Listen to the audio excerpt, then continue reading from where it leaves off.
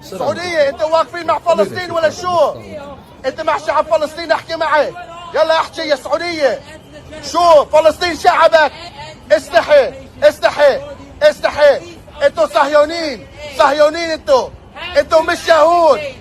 الله اكبر الله اكبر. لا اله الا الله لا اله الا الله.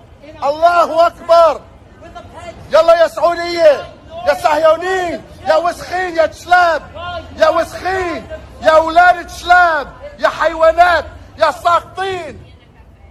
فلسطين حر فلسطين حر فلسطين حر. طبعا للمعرفة يا اخوان، هذول الاشكال اكثرية اهاليهم وابائهم واجدادهم باعوا اراضيهم لليهود وسكنوا في اوروبا وامريكا والمانيا وكندا وبريطانيا. اكثرية هؤلاء اهاليهم معروفين، احنا كاردنيين نعرف عنهم قصص كثيرة. بروح على الضفة على فلسطين ببيع أرضه لليهود بمليون 2 مليون 3 مليون. لو شاب يعني أنا يعني في أشخاص بتلاقيه ما تجاوز عمره 25 سنة مع 6 مليون. من وين؟ بتبحث بتلاقي أقاربه رافعين عليه قضية. ليش؟ بايع أرضه لليهود وهارب. إشي هارب على الأردن، إشي هارب على أمريكا، إشي هارب على كندا. فشوفوا ألفاظه السوقية دليل على ما في تربية ولا أخلاق ولا تربية شوارع سرسرية همل.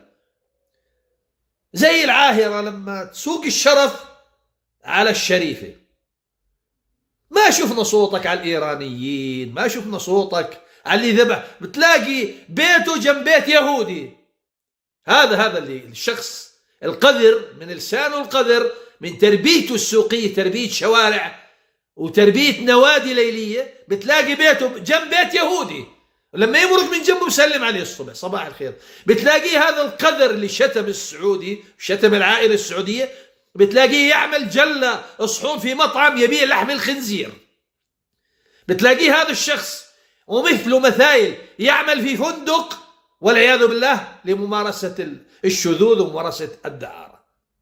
كثير أخوة جزائريين كانوا يقولوا لي هذول الأشكال هاي كنا نشوفهم في السوبر ماركات بيبيعوا خمور ولحم خنزير وبيبيعوا حتى المخدرات المسموح فيها.